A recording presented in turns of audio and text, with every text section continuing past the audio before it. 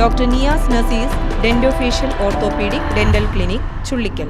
Doctor Niyas Nasees new smile dental clinic Kumbalangi വഴി.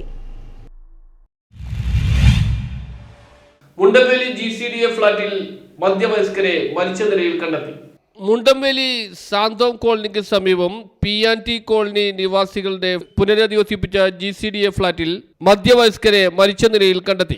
ശിവകുമാർ എന്ന 50 വയസ്സുകാരനെയാണ് മരിച്ച നിലയിൽ കണ്ടെത്തിയത്. ഇവിടെ 80-ാം നമ്പർ ഫ്ളാറ്റിൽ താമസിക്കുന്ന ആളെയാണ് മരിച്ച നിലയിൽ കണ്ടെത്തിയത്. അസഹനീയമായ ദുർഗന്ധം വമിച്ചതിനെ തുടർന്ന് സമീപവാസികൾ പോലീസിനെ വിവരമറിയിക്കുകയായിരുന്നു. പോലീസ് എത്തി പരിശോധിച്ചപ്പോഴാണ് ഇയാളെ മരിച്ച നിലയിൽ കിടക്കുന്നത് കണ്ടത്.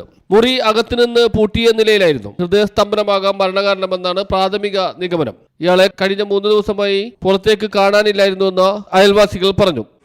2 ദിവസമായിട്ട് പുള്ളിനെ കാണാനുണ്ടായിരുന്നില്ല. അപ്പോൾ വീടിൻ്റെ ഉള്ളിൽ നിന്ന് ഭയങ്കര സ്മെല്ല് തന്നെ ഉണ്ടായിരുന്നു. അപ്പോൾ അങ്ങനെ സംശയം തോന്നിയിട്ടാണ് ഡോറിൽ മുട്ടേക്കിട്ട് തുറക്കണുണ്ടായിരുന്നില്ല. പോലീസിൽ അറിയിച്ച് പോലീസ് വന്ന് വാതിൽ തള്ളി തുറന്നപ്പോഴാണ് മരിച്ച നിലയിൽ കണ്ടത്. വീടകത്തുനിന്ന് കുറ്റിയിട്ടേക്കണായിരുന്നു.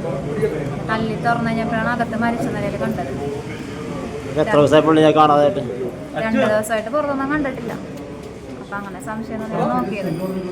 ഭാര്യ മക്കളൊന്നുമില്ല? ഇല്ല, ഒറ്റയ്ക്കാണ് താമസിക്കണം. അനിയൻ പുക്കാട്ടുപടിയിലാണ് താമസിക്കണം. കഴിഞ്ഞ ആഴ്ച വന്നിട്ട് പോയതാണ് അവരൊക്കെ. പുള്ളിക്ക് വല്ല അസുഖം വല്ല ഉള്ള ആളാണ്?